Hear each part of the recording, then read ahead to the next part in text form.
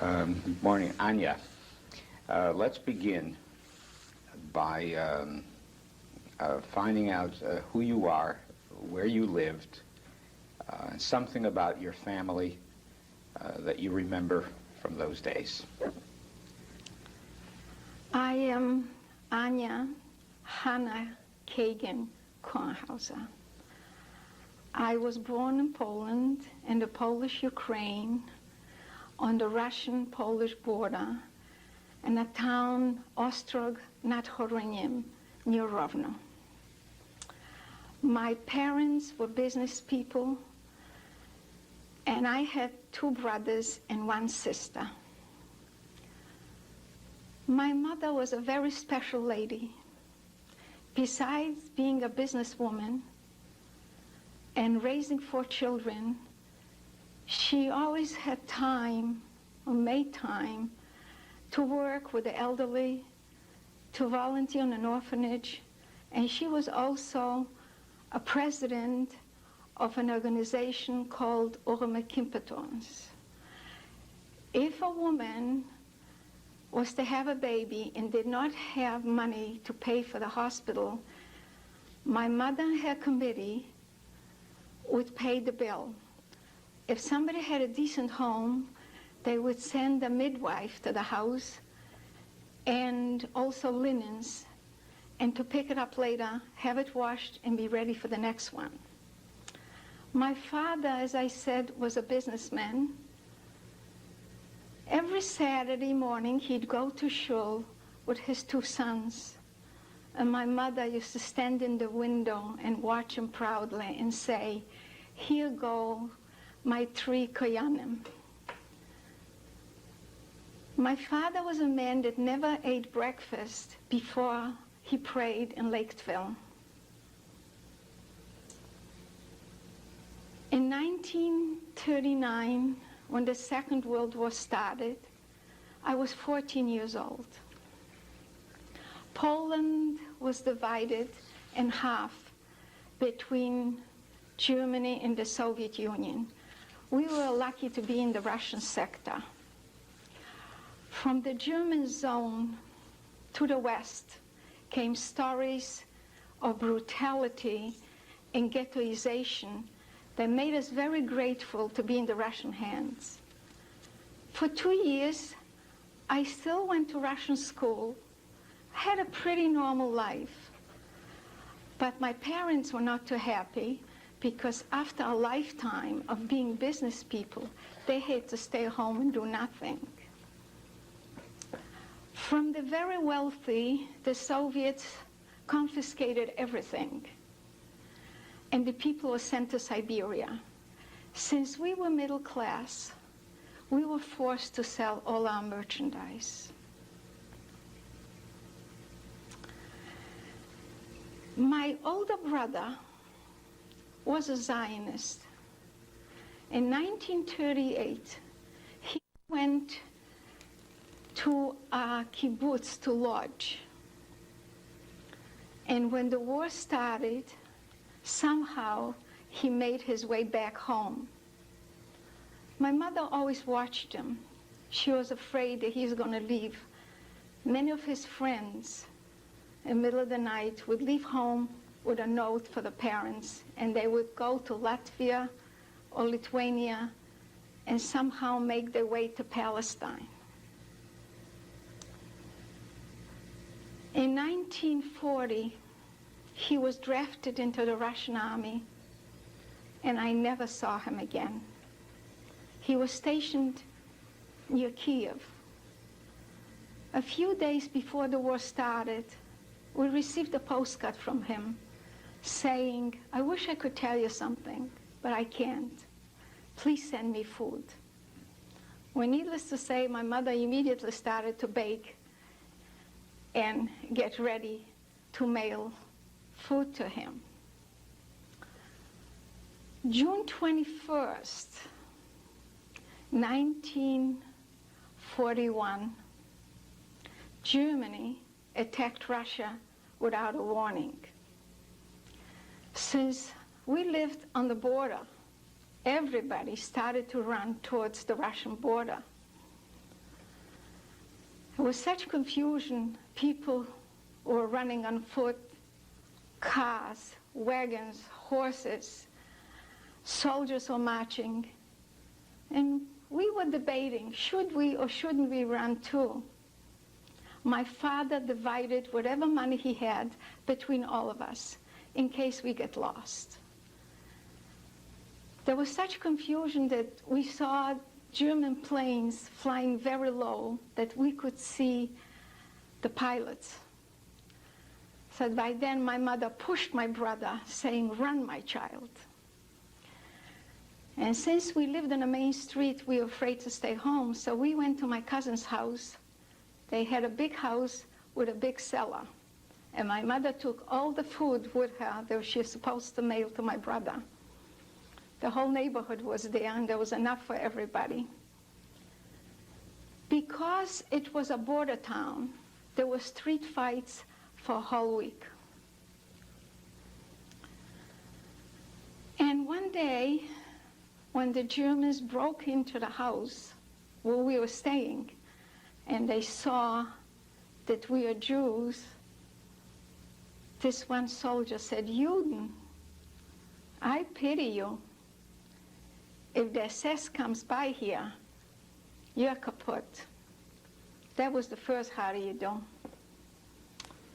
After that, they formed a dzielnica, which means that we could only live in certain parts of the city. And we were wearing white armbands with a blue Star of David. We had to go to forced labor. And at the time, the Ukrainians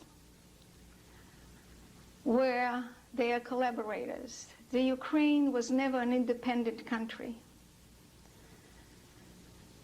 And Hitler promised them an independent Ukraine for their collaboration. They should help him with the Jewish problem, and they were only too happy to oblige.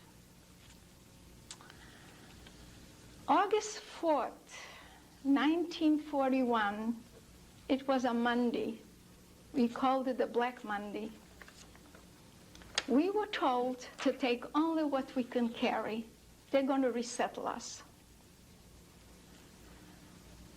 They chased everybody out of the houses. The sick were taken out of the hospitals on stretchers. There were beatings, shooting. They herded us up in the square, and they told us to leave everything on the sidewalk and start marching in the middle of the street, because Jewish people were not allowed on the sidewalk. Then we noticed young Ukrainian men marching on the sidewalk with shovels on their shoulders, singing. When we came to a big field, there was a selection. The old and the sick to one side, the young people and children to another. It was a very hot day. The sun was beating down, children were crying. We couldn't find my father. I advised my mother to go to the sick. I thought perhaps my sister and I will be sent to work, and I didn't want her to do physical labor.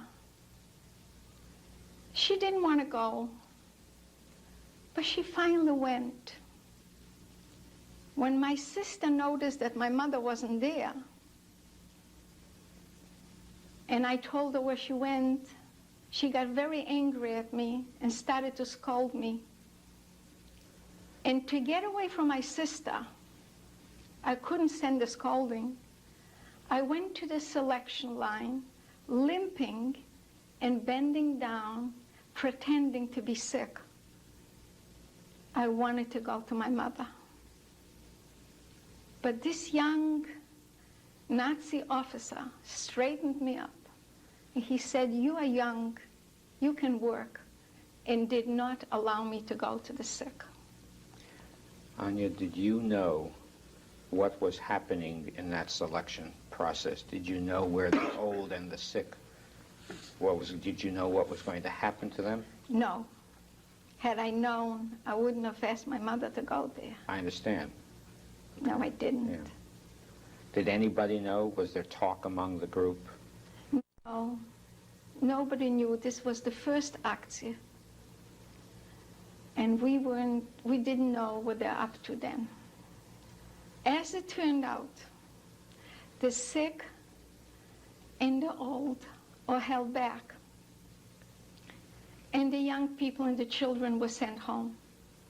When we came home, we found my father. He was hiding. Got dark. My mother wasn't there. Around midnight, I would say, there was a knock on the window. And my mother walked in with her long hair down. And all the slip on her body. She couldn't talk. She embraced my father for a long time. In the morning, she told us what happened. When we all left, the Ukrainians dug graves to put 10 in one. They were told to undress, put your hair down, just in case you have something hidden there. They set them in lines near the graves. One person backed up between the legs of the person behind them. As they shot them, killed them, and buried them, or the ground was still moving. My mother was in one of the last two graves. Her sister and brother were with her. Suddenly, my aunt said, "Pearl, get up, they're calling us." She said, "I don't want to see." But when she finally got up, there was a Nazi officer standing up on a jeep calling them. He asked them, "Do you believe in God?" When they said yes, he let them go. But the three men from the two graves were held back and shot. And one of them was my uncle.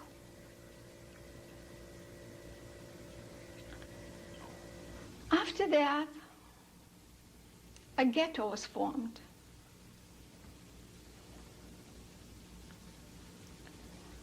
We lived in my aunt's house, about 5 families with one kitchen. We had a Judenrat that would get orders for certain things. We had to turn in our gold, silver, furs, part with any pets of any kind. And by then, we stopped wearing white armbands, and we started to wear yellow circles, one in the front and one in the back. There were barbed wires around the ghetto. One day, when all the young people went out to work, the SS, with the help of the Ukrainian collaborators, rounded up all the young people, put them on trucks, took them out of the city, killed them, and buried them in one big mass grave. We were hiding. We were hiding in a neighbor's attic. A Polish woman came in for the assessment, who spoke Polish too, and she said to him, "I think they're hiding in the attic, and they probably took the letter with them." "Oh," he said, "I don't think so." She said, I'm telling you, they must be there. Somehow, I don't know what happened, they went out, and we were there. Who was in the attic, Anya? There must have been about 15 of us. My father, mother, my sister, my aunt, her son, her daughter-in-law, with 2 little children, the people from the house, the neighbor's house. I think there were 15 of us. Is this the attic of a Jewish family? Yes. This was in the ghetto. Yes.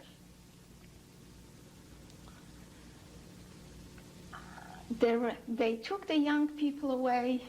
The rest were told to go home. My mother felt very guilty that most of her family and friends didn't have any children anymore, and she still had her 2 daughters.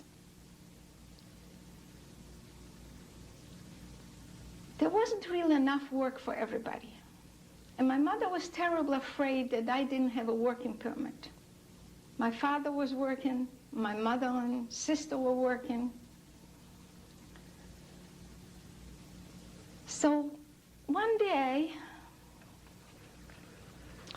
it was a Friday late in the afternoon. There was a knock on the window, and my father's friend called me. He said, your father was just arrested.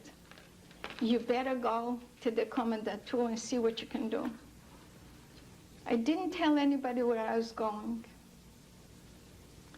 My father worked in a place where he was carrying flour, wheat, and he was a man that never worked hard, never did any physical labor.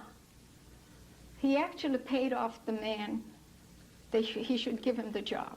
And this so-called friend of his told him, you know, you should take a little bit of flour in your pockets every day, so by the end of the week, your wife can bake some bread. So one day, that Friday, my father took some flour. This man tipped off a Ukrainian policeman and told him what my father had in his pocket. And he arrested my father. He said, what do you have in your pocket? He saw the flour. He stole flour, so he arrested him. This was a friend of my father's, a neighbor of ours. My father said to him, Vashka, what are you doing? We're neighbors. Our children went to school together. He said, this is my job. He took my father in.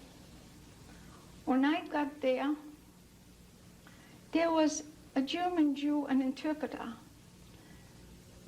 And I told him that my father was arrested and he's here. He went in and told the German about it. And then the German officer came out and asked me what happened. I told him. He didn't say another word. He just walked in and came out with my father. And then he said to him, wait a minute, you forgot something. And gave him the little brown bag of flour, that much. Then after that, everybody started to make a hiding place. We knew what they are up to. A double floor, a double wall. My father made a hiding place under a twin bed, as big as a twin bed, my aunt's house. I still had no work. So one day I went to the Judenrat to see if there was any work available. I saw people signing up to go to an estate to pick hops, 12 kilometers from the city. A few of my friends and I signed up. I worked there from sunrise to sundown, eating only potato soup. I got very sick with dysentery. Crippled with cramps, I couldn't work. So they sent me back to the ghetto. And I'm the only one from the 150 workers that survived. And sometimes I ask myself, why me?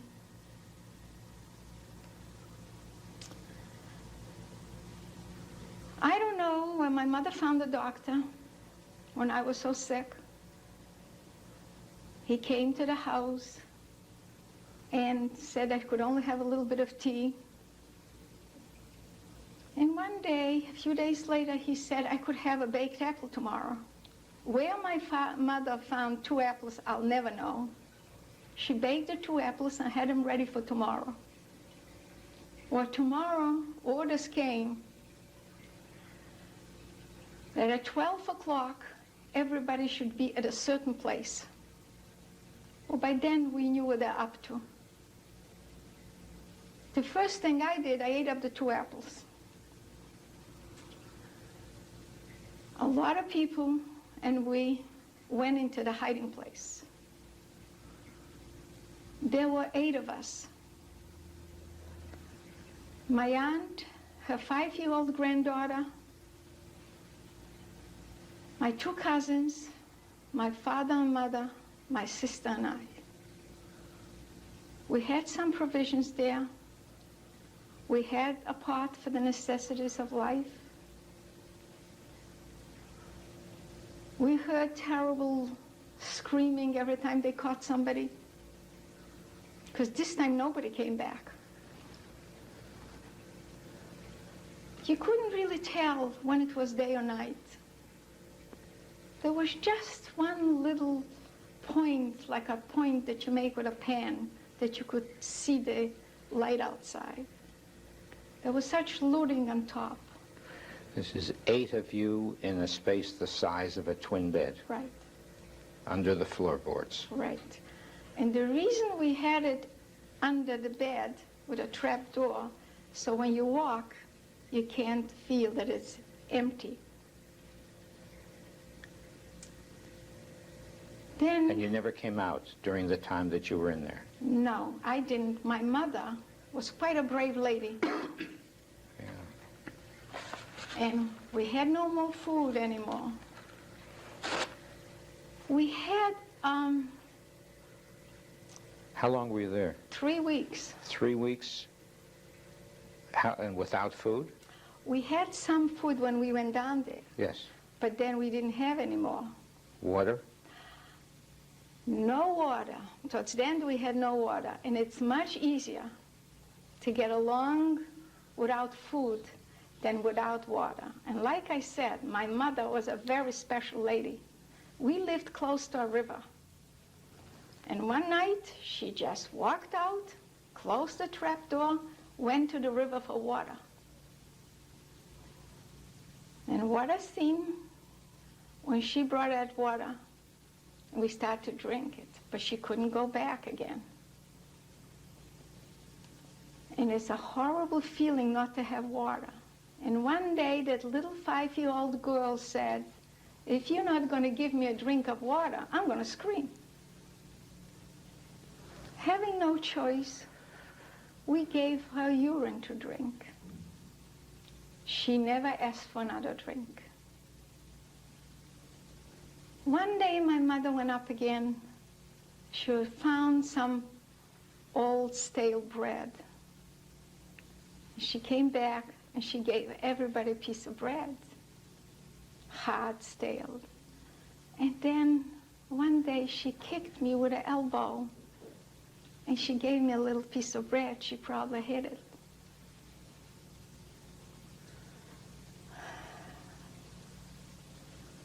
One day, my father decided to go upstairs.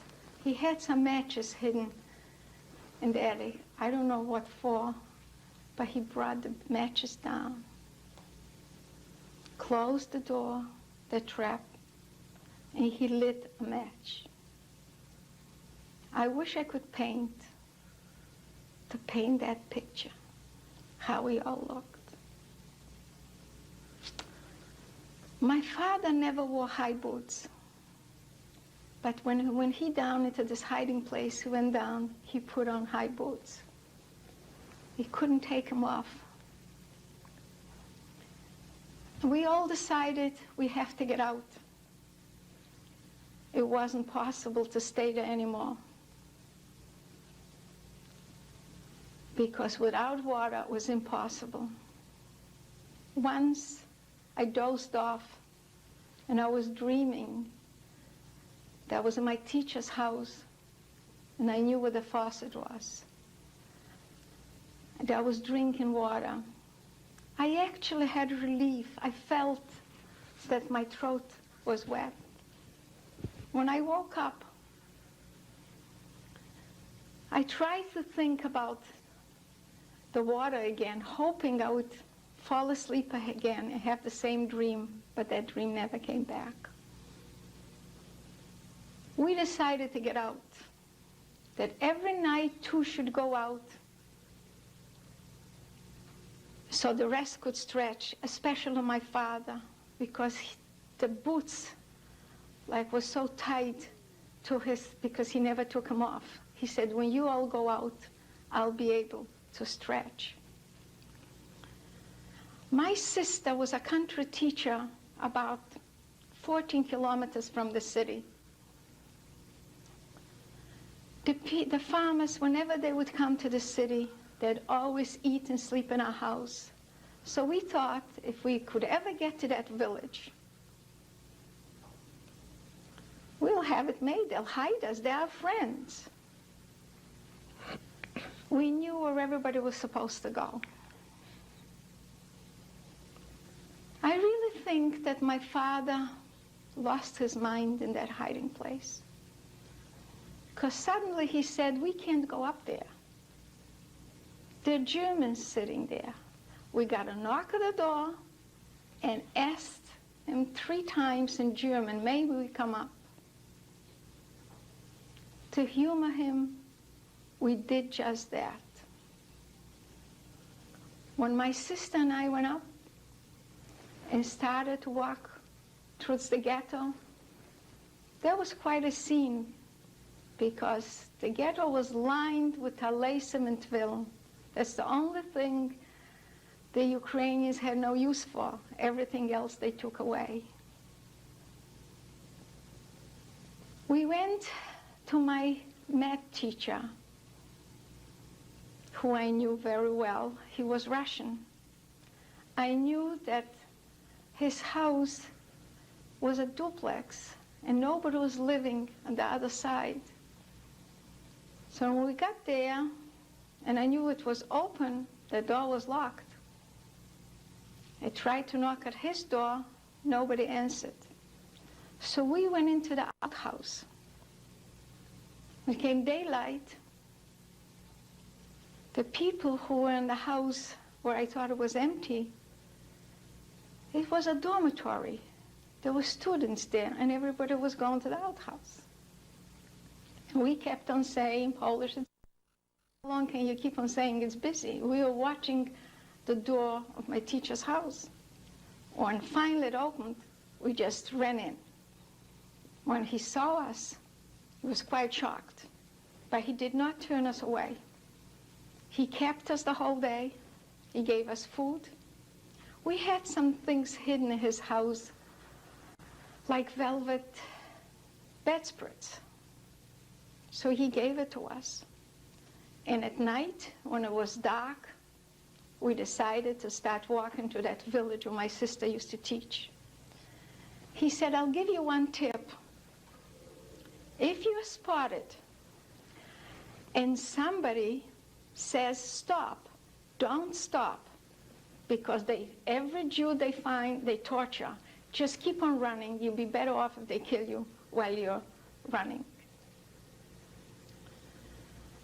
We were caught 6 kilometers from the city by Ukrainians standing guard. He was hitting us in. We begged him to let us go. We had my father's gold pocket watch and a few other things.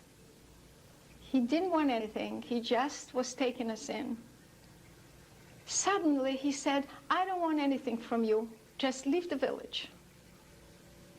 We started to run because it was almost daylight, and we were afraid of daylight. And somehow we hid. During the day, and as it came nightfall, we started to walk again. And we saw like somebody's coming towards us with a big light. We started to run back. We fell into a ditch. It was nobody with a light. It was a train. But we were so frightened that we didn't hear it. And then we realized that we can't go through because they are watching it. You have to have papers. My sister knew somebody who lived not too far from there. So we went to his house, and he said that tonight he is going to be there on the lookout. Whoever comes by, you have to show papers, know the exact word for. He gave us food. He was afraid to keep us in the house. So all day long, we were hidden in straw outside. It was very cold. It was October. At night, when he went to work, he said, "You wait till I'm there. Walk by, and I'll just turn my head." And that's what we did. Go to people who knew us, and there were no barking dogs and no visiting neighbors. We had a chance to warm up. Sometimes they'd let us stay over.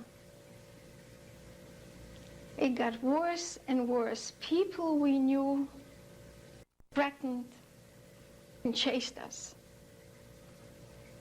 We knew there were Russian partisans around, and we wanted to join them.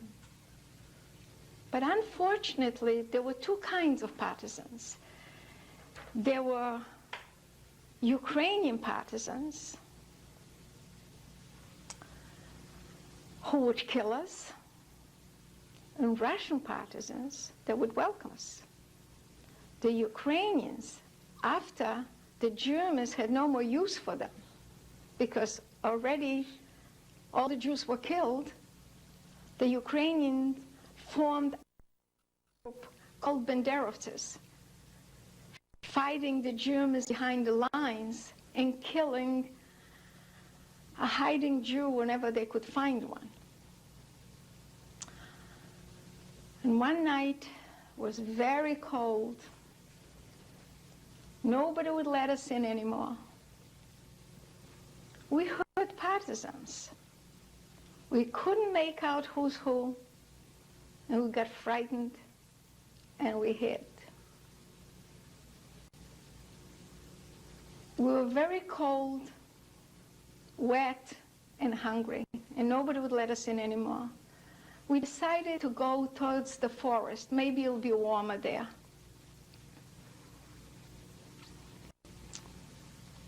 When we approached the forest, I saw a little white house with smoke coming out of a chimney. What a beautiful sight to see, how we envied the people in there. And when we approached the house, we heard singing. My sister said, "We can't go in there. They're drinking." And we started to run back and snowed our waist about a half a kilometer. And I sat down and I refused to go any further. My sister knew what I was thinking. A farmer once told me that on a cold winter night is a very easy death. And my sister knew it was so easy to die. Get wherever you want to go. I'm going back to this little white house. Something was pulling me there. She followed me reluctantly. When we we came close to that house, there was no more singing. We knocked at the door, and this lovely woman came to the door, and she said, "Welcome, please come in." We couldn't figure it out. Maybe it's a trick, but I didn't care anymore. And we were quite a sight to see. She gave us hot food. She washed and boiled our clothes. We were full of lice. She gave us a bed to sleep in. I said, "A bed?" They had 2 rooms and 3 children. We all slept in the same room. Then her husband came home, and he had a deep voice, and I was terribly frightened. She said to him, "I took in 2 young girls for the night." He said, "You did the right thing." Couldn't figure it out. When the couple got ready to go to bed, they knelt and prayed in their own. The majority in the Ukraine are Greek Orthodox and Catholics. I never even knew.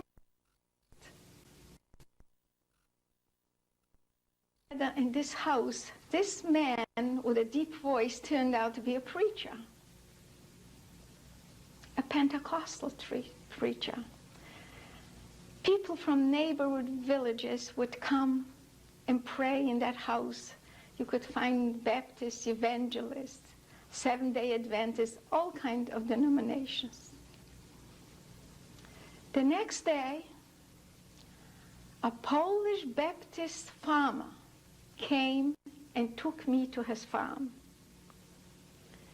They said, "You don't look Jewish, and between our brothers and sisters, we'll find a place for you where you won't have to hide." When I got there, I found 2 Jewish boys hidden under the oven. They have bakery ovens. And 1 Jewish boy who was taking care of the horses and cows. And I joined that staff as a maid. My sister came over there a week later.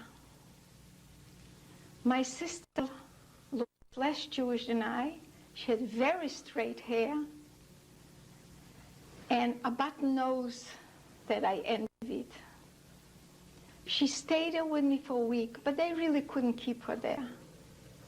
So the farmer gave her a few leads, and she went to a Czech farm and hired her. I told them that the reason she doesn't know how to work in the fields because she used to be a maid in a Jewish home. Every Sunday, she would come and visit me.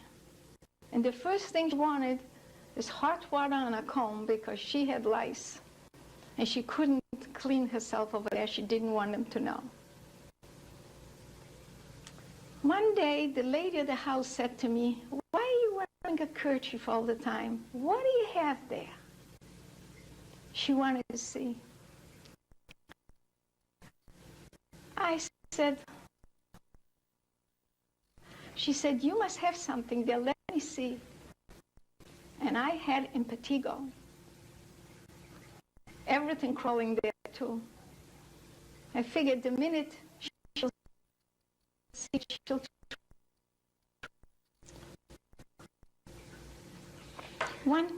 While all this is happening, your family is back in the ghetto as far as you know? No, there was no more ghetto. Just you and your sister left? I left the village and went to the farm area. I left it. I come from a town. What do you know about what happened with the family that stayed behind? Okay. One day, when I already had food and water, because a human being is like an animal, that's all you think about, and you don't think about anybody or anything else. I started to think about my father and mother. I knew the people they were supposed to go to. I knew everybody who left the hiding place where they're going to go. So when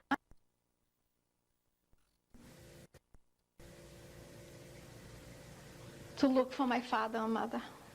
The farmer was going to the city, so I was riding in the wagon with him. He just left me off, and I was supposed to meet him there, certain time. When I got there, they told me my mother and father never got there. They never saw it. So I don't know if they didn't let them in, or they were caught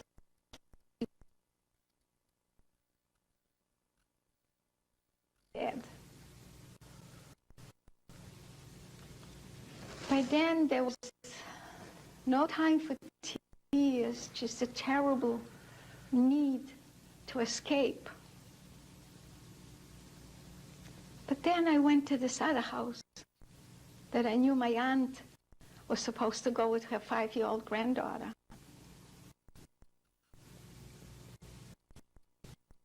He was a neighbor, and he was very nice.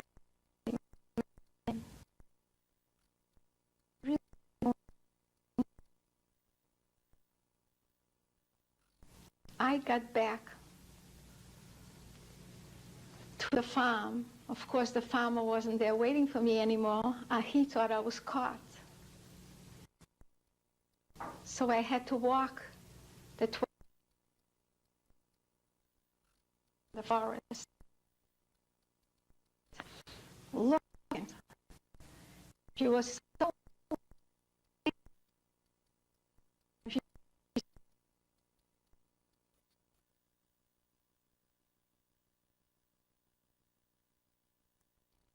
where were you? Then one day, and she said that a Ukrainian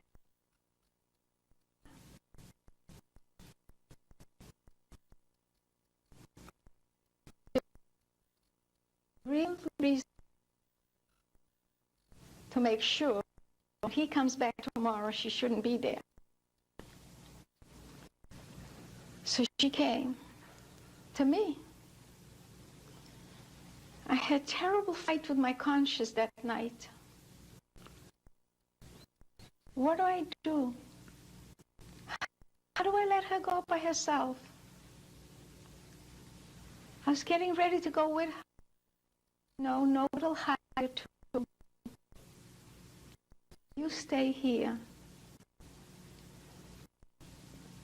And my farmer gave her a few leads, and she left when it was dark. And it was a terrible night. The Ukrainian banderovцы started to kill the Poles, for whom they have no love either. So the family I was staying with had to leave the village. They're the only Polish family in the village.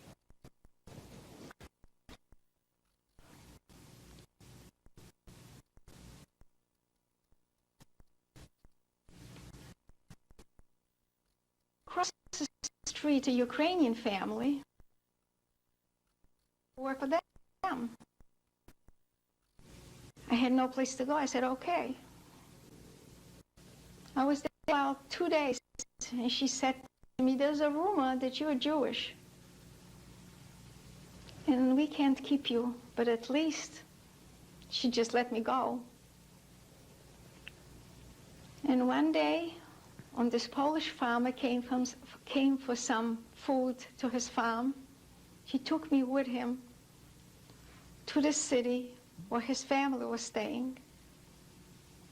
Stayed overnight there, but they really couldn't keep me there. So we decided to go to Rovno, to the big city, to see if somebody could help me there. There were no more Jews there. It was Judenfree, the city of Rovno. I felt very secure traveling with them on a train, walking the streets with them. As we came to the Protestant church, they called it a meeting house. Didn't look like a church. We parted company, pretending not to know each other. After the sermon, I went over to the reverend, and I told him that I'm a Polish orphan girl. My parents were killed by the Ukrainian banderovцы, and I'm looking for work. He called over a director of a candy factory, and he asked him if he could give me a job. She said, sure, come tomorrow to the factory. Well, tomorrow is a long time for today. Where am I going to sleep? So I said to him, I have no place to stay. He called over this man who worked in the factory, and he said to him, this sister is going to sleep in your house today. Bring her with you to work tomorrow. I learned not to be afraid of these people, to tell them who I am. If they couldn't or wouldn't help me, they always found somebody that would. So I started to talk to him. I really wanted him to know already who I am. The next morning, his wife made sandwiches for us, and we went to work, and I was terribly frightened because the whole city was crawling with Germans. When I got to the factory, I approached the director, and I reminded him of his promise. He said to me, I'm so busy now, come back in 2 weeks. Well, 2 weeks is a lifetime. Having no choice, and he was Ukrainian, but a Ukrainian Protestant. I said to him, may I speak to you in private? He took me into his office, and I said, you know, I'm Jewish. His eyes popped out. He said, you are an Israelite? If so, I have to help you. That's the second time I heard that word. Why do you think he said that? That it made a big difference to him that you were an Israelite, and before he thought you were a Polish orphan, he wasn't as... Because as a Polish orphan, anybody could help me. So because I'm an Israelite, have work for me. You got to come from the Ukraine to understand this. To take a Ukrainian man should take a Jewish girl. I even sang in the choir. The only thing, I always wore a kerchief. I have very curly hair. I have like a natural afro. And when I wore a kerchief, although it was very blonde, you couldn't see one hair. That's how afraid I was. One day, I came home from church, and a neighbor was visiting. She took one look at me, and she said, you are a hiker. That's the name of a Jewish girl. And I said, don't be silly. And I walked out of that house and never came back. I went to the director of the candy factory and told him what happened. He said to me, sleep in the factory. The city's no place for you. I'll have to find your place with a Protestant family in a village. But in the meantime, I have connections, and I'll make your passport. I still had my father's gold pocket watch. I gave it to him. He sold it. gave me back the rest of the money.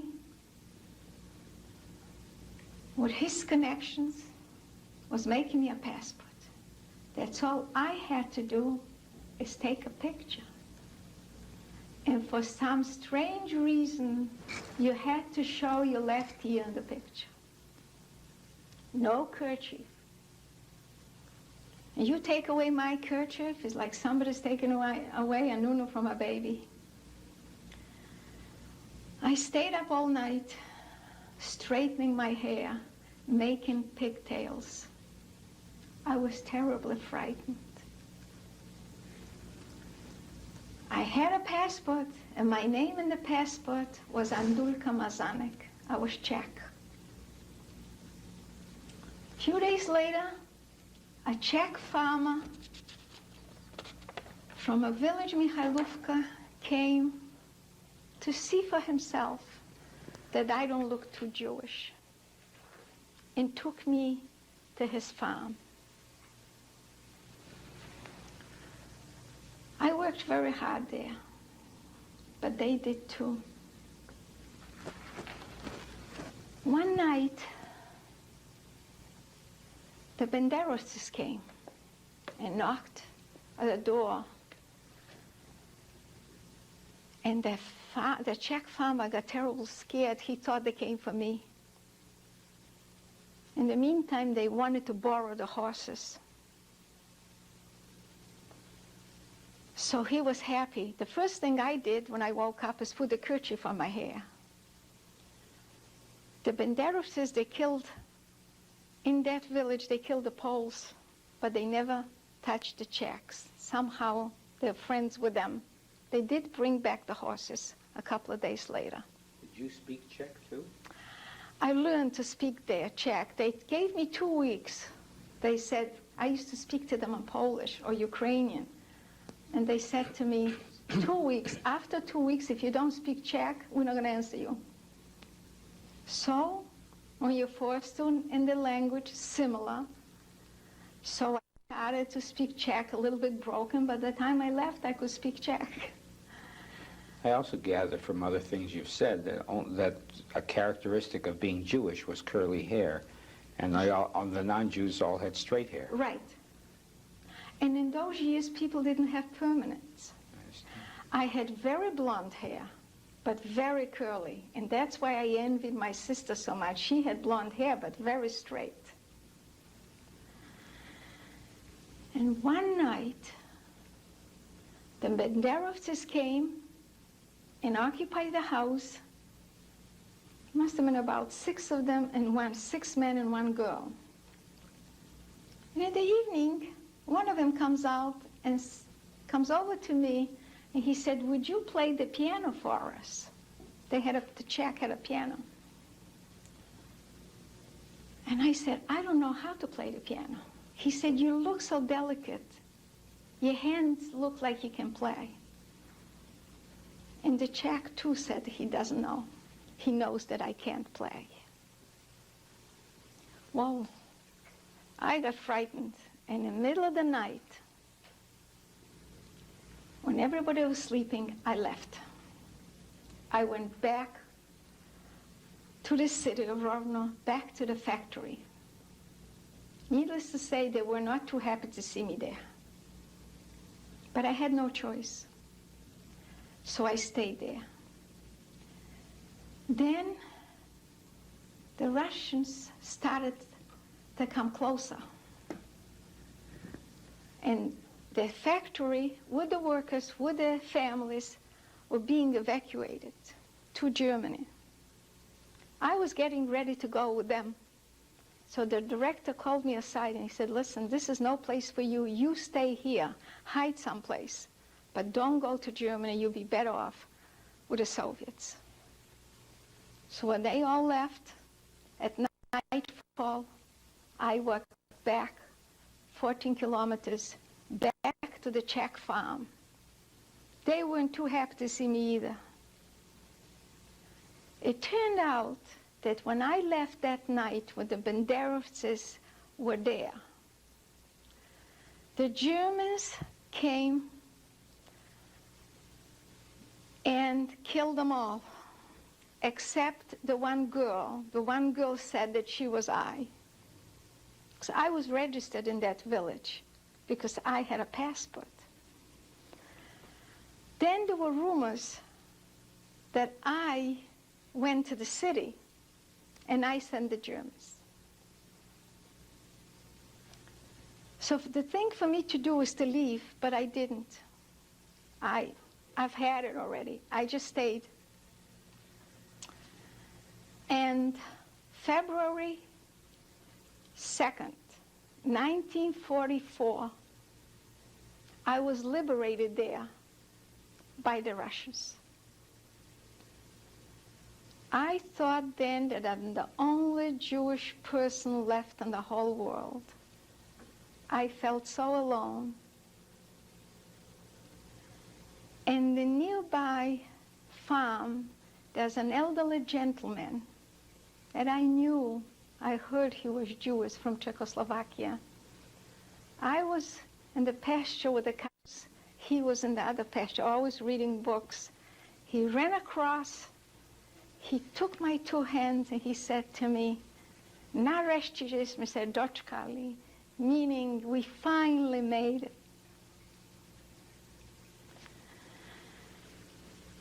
And after that, when I was liberated, I went to the city of Rovno to look for Jewish survivors. The first day, I found 6 people. We stayed together. Whoever survived was more or less my age. You couldn't find an old man or a child.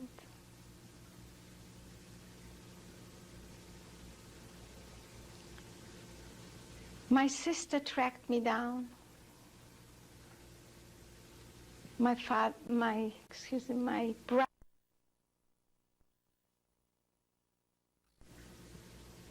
And when the war was over in May 1945, Polish citizens, and we left with the idea to go to Palestine. Was the war in the West over yet? When we went to Poland, it was over Okay. because of 45. Did you go back to your own city, or you? I didn't. I was in Rovno, and I was terribly afraid that the Germans are going to come back.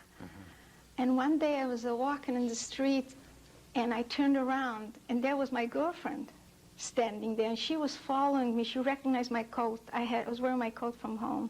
So that was quite a reunion.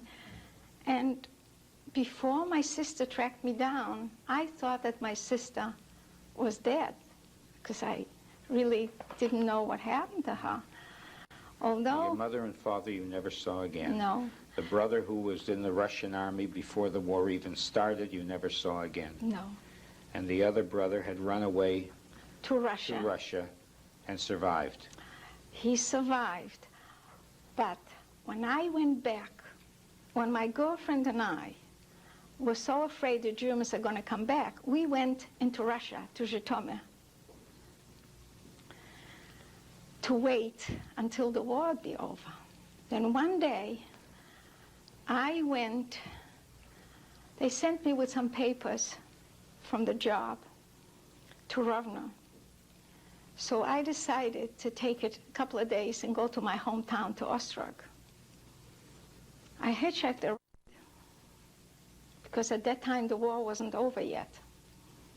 And I came to City Hall, and in City Hall they had 2 packs of letters, one with copies of answers, and one they didn't answer yet.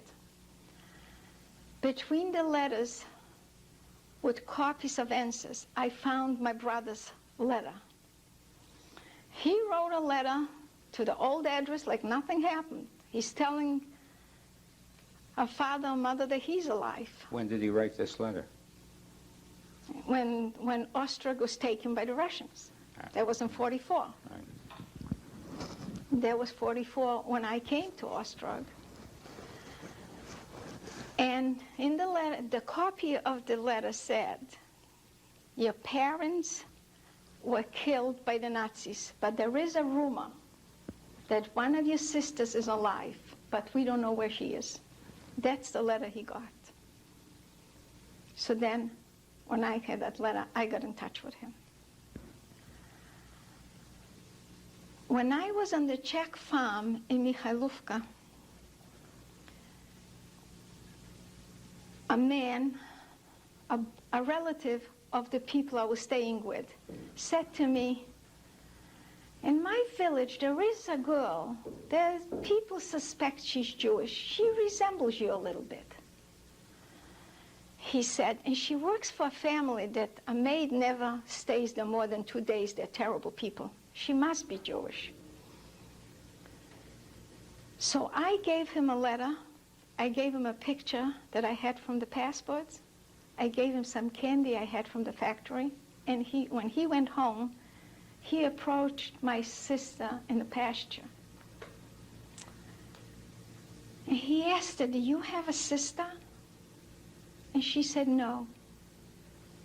He said, well, it's too bad, because I have a letter for you in a package. She said, give it to me. Yeah, well, you don't have a sister, why should I give it to you? But he could see. He gave it to her. And that's because of that letter, she could track me down. She went to the Czech farm. Wherever she went, I left either 2 days before or a day before. She finally caught up with me in Vinica. I was working on a military base, and when she got there, they wouldn't let her in. They asked her for her papers. She said, I'm Jewish. He said, so what if you're Jewish? Where are your papers? You stay here, we'll go check if your sister's there, because Jewish people didn't have any papers. He said, if you go, I'm going to shoot. But she didn't care, she ran. And I was there with my girlfriend, and this captain came in and he asked me, do you have a sister? And I said, I had one. But before I said, I don't know, she was in the room. But we couldn't stay there because they wouldn't give her a job. So she and I went back. We were back to Zhytomyr, and from Zhytomyr, we went back to Stolbunov. You're still homeless. Yes, the war. You're still wandering. Wondering. The war wasn't over yet.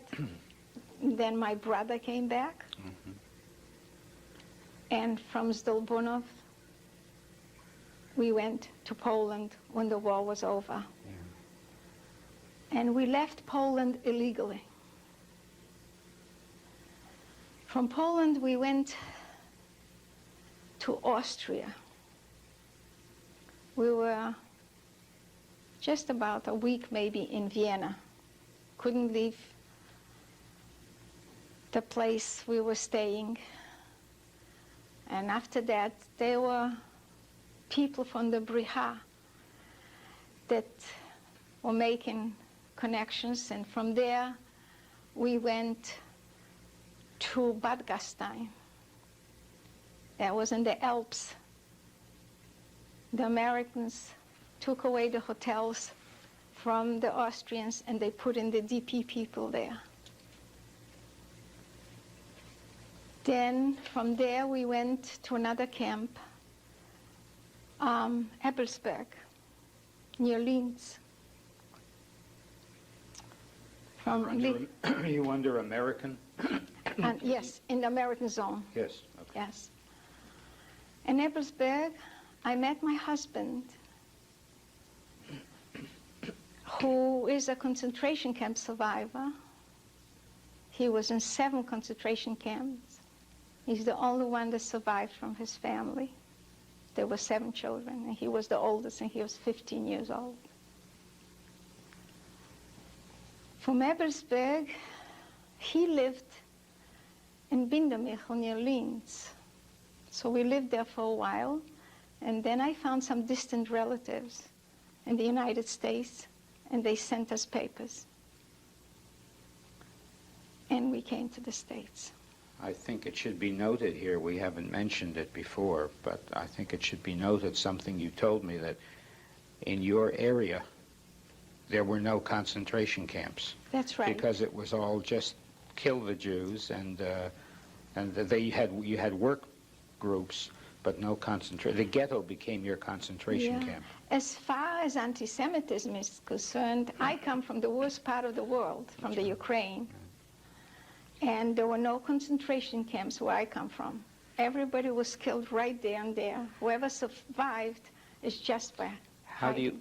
How do you feel about the capacity or your survival in the most anti-Semitic part of the world, as you call it? Isn't that a remarkable phenomenon for you? It is. When I see a Ukrainian now, I'm always very suspicious.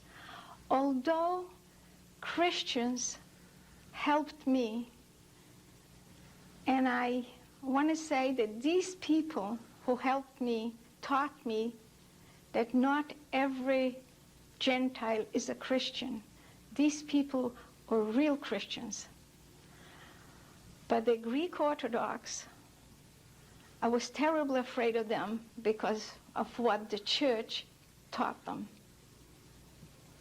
When a Christian, I should say a Gentile, found a Jew and turned them in, they got a kilogram of salt as a reward, and many did.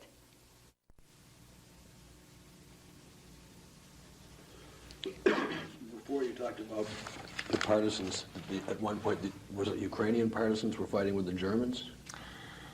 They're both fighting with the Germans, but they weren't allied? No, were they allied at one time and then they... No, they were never allies with the Germans, but they were the Russian partisans were really doing a lot of harm to the Germans. They used to dynamite trains.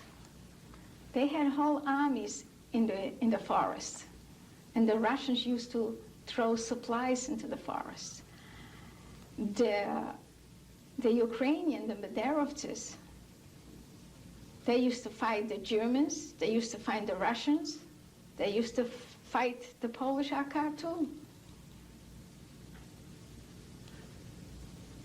You mentioned Greek Orthodox. Yeah. Would it not be Russian Orthodox? It's the same It's the same Orthodox thing. community. It's the but, yeah. same Orthodox. But the Russian Yeah. people in Russia were different. The different people, they're wonderful people. They didn't do to the Jews what the Ukrainians did. The Ukrainians didn't need any coaching. I was never afraid of a German. A German could never tell that I was Jewish until a Ukrainian or Paul pointed a finger at me.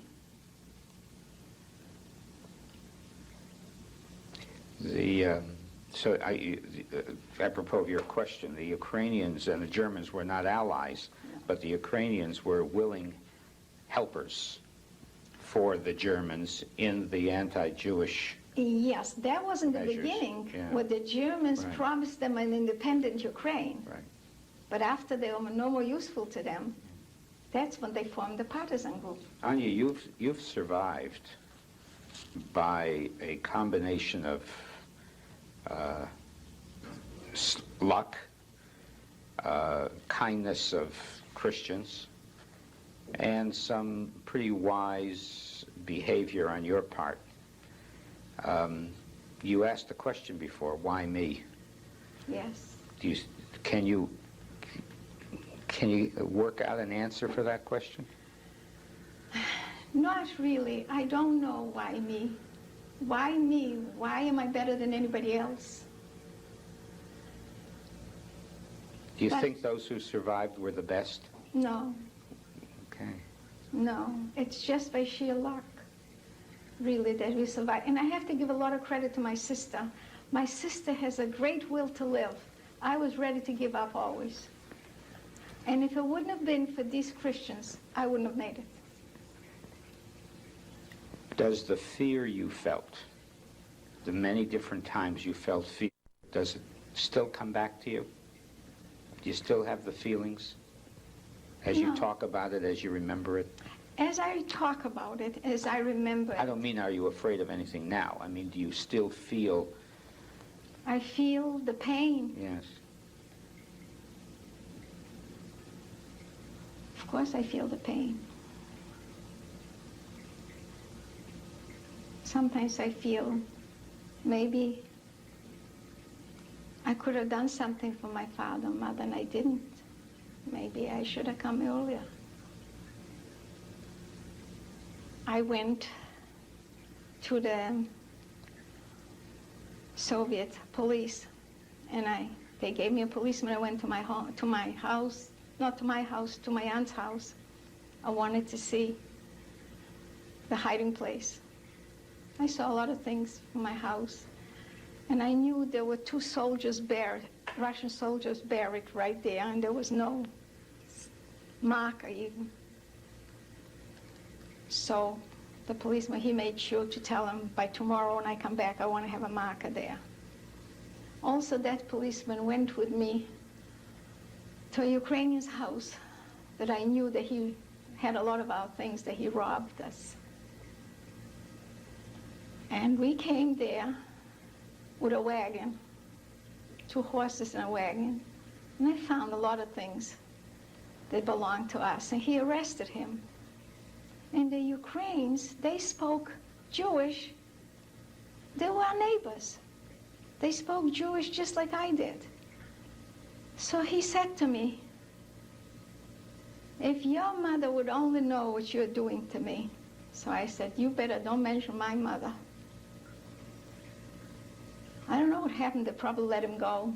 But they took all the things into the police. They didn't give me the things back that day. They told me to come back tomorrow. Well, by tomorrow when I came, half of it was gone. They just gave me some things.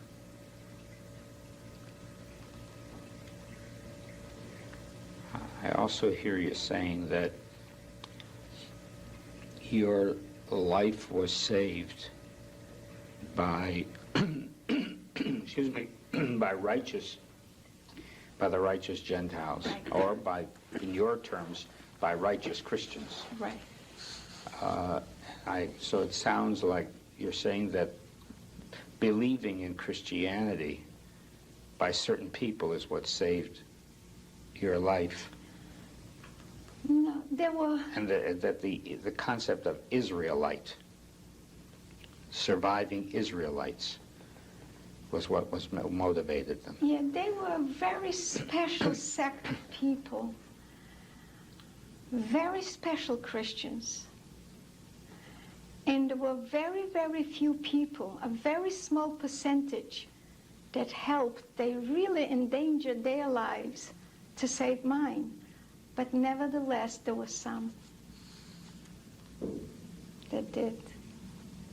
And they were so poor. They were so poor, but they're always ready to share. Have you ever had any contact or communication afterwards? I've been trying to find this Polish family especially, because they left the Ukraine too, and they went to Poland as Polish citizens. And I looked for them through the International Red Cross. I couldn't find them. 3 years ago, my husband and I went to Poland. I went to a Protestant church in Warsaw. And sitting there, I relived the whole thing. Except I wasn't a teenager, I was a grandmother. And the reverend was a younger man than the man who I approached that time in Rovno. And I asked him, is there any way that he could help me find the people who helped me? And he took all the information. He said he doesn't know, he doubts it, because, see, they were farmers. They probably are someplace on a farm. He said, I'm going to try, but if I don't find them, he said, don't worry about it. God will pay them back for what they did for you. And even my husband, who's very suspicious of all the Poles, said to me, these people even look different.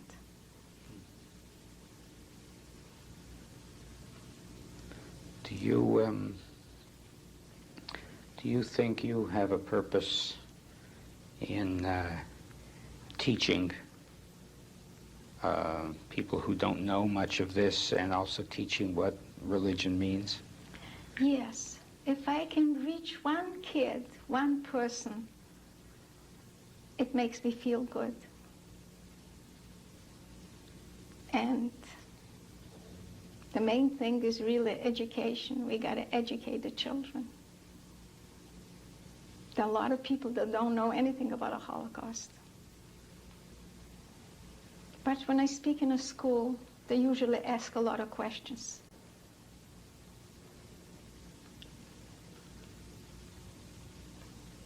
Do you want to leave us with a last thought? My last thought would be, I hope the world